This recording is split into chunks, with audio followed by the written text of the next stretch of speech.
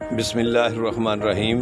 मैं हूं हकीम इफ्तिखार लहसन रेवंडी। आज आपको बुखार के अजाला के लिए एक देसी टोटका पेश कर रहा हूं। अगर किसी को बुखार हो जाए किसी भी किस्म का, तो उसे देसी टोटका आजमाने के लिए सब्ज़ इलायची चंद दाने 1 कप पानी में उबाल लें। जब आधा कप रह जाए तो 4 चम्मच खाने के अरग गुलाब के डालकर मरीज़ को पिलाएं।